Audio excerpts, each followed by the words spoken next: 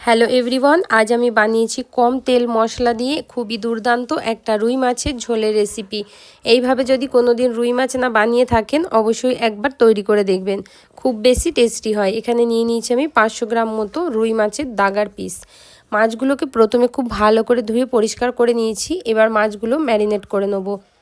আগে থেকে ম্যারিনেট করে রাখলে মাছের মধ্যে নুনটা ঢোকে আর খুবই টেস্টি হয় খেতে। সবার প্রথমে দিয়ে দিলাম 1 চামচ মতো নুন, সাথে দিয়ে দেবো 1/2 চামচ মতো হলুদের গুঁড়ো। এই দুটোকে খুব ভালো করে মাছের মধ্যে মাখিয়ে নিতে হবে। মাছটাকে সাইডে রেখে একটা মশলা আমি তৈরি করা আপনাদের দেখাচ্ছি মিক্সিং জারে। আপনারা যদি পারেন তাহলে অবশ্যই শিলে বেটে করবেন। শিলে বাটলে এটার কিন্তু মশলাটা আরও বেশি টেস্টি হয়। তো দেখুন, মিক্সিং জারের মধ্যে এখানে আমি নিয়ে নেবো সবার প্রথমে 1 চামচ মতো জিরে, আর সাথে নেবো 1 চামচ মতো গোটা ধনে। আর তার সাথে আমি এখানে ব্যবহার করব হচ্ছে কিছুটা পরিমাণ আদা, 3 ইঞ্চি মতো আদা নিয়েছি। সাথে 7 থেকে 8খানা নিয়ে নিয়েছি কাঁচা লঙ্কা। আমি পুরোপুরি বাটা মশলা দিয়ে আজকে রান্নাটা তৈরি করছি। এখানে কিন্তু কোনো রকম গুঁড়ো মশলা দেবো না, তাই আমি এখানে সব কিছুই গোটাই ব্যবহার করলাম। কাঁচা লঙ্কাটা আপনারা ঝাল পরিমাণ অনুযায়ী অবশ্যই ব্যবহার করবেন। সাথে দেখুন এখানে দিয়ে দিচ্ছি ধনিয়া পাতা, কিছুটা ধনিয়া পাতা নিয়ে ডান্ডি সমেত আমি দিয়ে দিলাম। আর হালকা জল দিয়ে একটা মিহি ব্লেন্ড করে নিচ্ছি। অপরদিকে দেখুন কড়া গরম করে দিয়ে দেবো এর মধ্যে 4 চামচ মতো সরিষার তেল। তেলটা ব্যবহার করে আমি করছি, আপনারা রিফাইন তেলও ব্যবহার করতে পারেন, আমি সরিষার তেল ব্যবহার করলাম।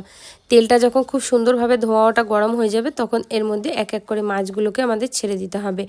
6 পিস মাছ যেহেতু আমি ব্যবহার করছি, আর যেহেতু কড়াইটা বড় তাই আমি একসাথে সবগুলো মাছই কিন্তু এখানে দিয়ে দেব। তো সব মাছগুলো এখানে দেওয়া হয়ে গেলে অপেক্ষা করতে হবে একদিক থেকে লাল লাল করে ভেজে আসা। এখানে দেখুন প্রায় একদিক থেকে পুরো লাল লাল ভাজা হয়ে গেছে। এবার আমি এগুলোকে উল্টে দেবো।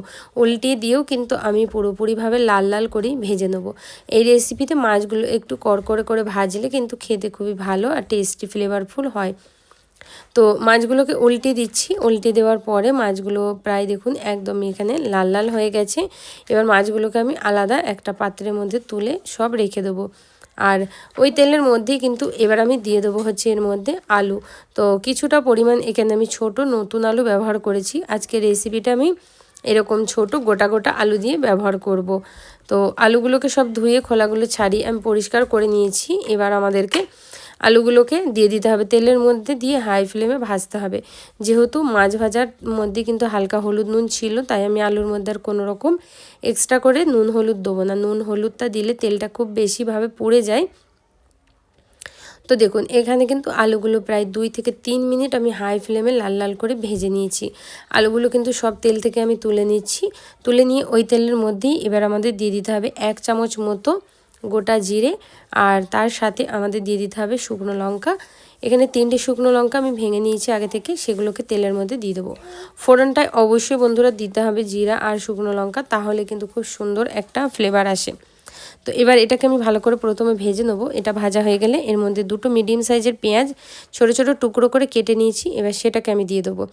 তেলের মধ্যে পেঁয়াজটা দিয়ে এবার খুব ভালো করে নাড়াচাড়া করে হাই ফ্লেমে ভাজতে হবে, যতক্ষণ না হালকা লাইট গোল্ডেন কালার চলে আসছে না ততক্ষণ আমাদের এটাকে ভেজে নিতে হবে। দেখুন খুব সুন্দরভাবে কিন্তু ভাজা হয়ে গিয়েছে। এবার আমার এর মধ্যে দিতে হবে টমেটো।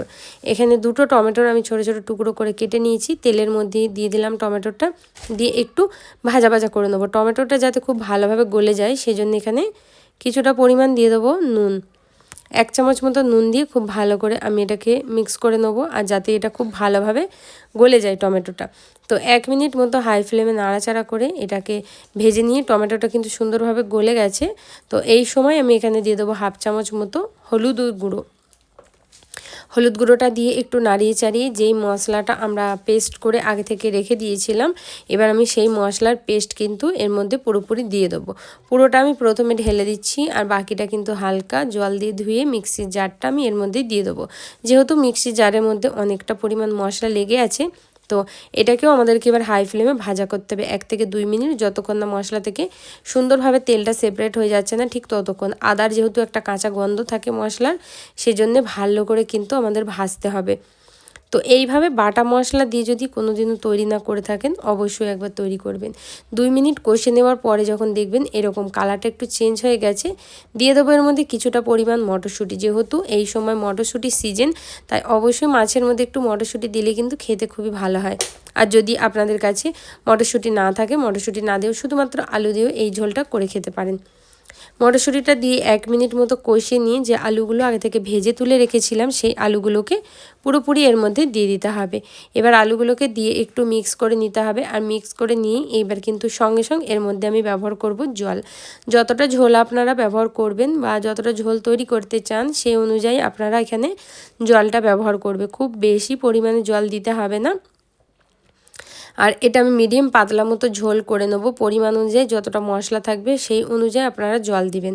এখানে দেখুন 1 মগ মতো আমি জল দিয়ে দিলাম, প্রায় 1 লিটার মতো জল দিয়ে ভালো করে নেড়েচেড়ে এটাকে ঢাকা দিয়ে প্রায় লো ফ্লেমে 10 মিনিট মতো ফুটিয়ে নেব। তারপরে আমি আপনাদেরকে দেখাচ্ছি 10 মিনিট পরে। 10 মিনিট হয়ে গেছে, দেখুন কত সুন্দরভাবে ফুটে এসেছে, আলুটাও কিন্তু সুন্দরভাবে গলে গেছে। এবার এক এক করে যে মাছগুলো ভেজে রেখেছিলাম সব মাছগুলোকে দিয়ে 2 মিনিট হাই ফ্লেমে ফুটিয়ে নিলেই কিন্তু আমাদের এই নতুন আর ইউনিক ধরনের মাছের ঝোলের রেসিপি একদম তৈরি। বন্ধুরা, আপনারা কোন জায়গা থেকে ভিডিওটা দেখছেন অবশ্যই জানাবেন। ভালো লাগলে এইভাবে লাইক, কমেন্ট, শেয়ার, আমার চ্যানেলটা সাবস্ক্রাইব করতে আপনারা একদম ভুলবেন না। ভালো থাকবেন, সুস্থ থাকবেন, এইভাবে আমার ভিডিওগুলো দেখে আমার পাশে থাকবেন।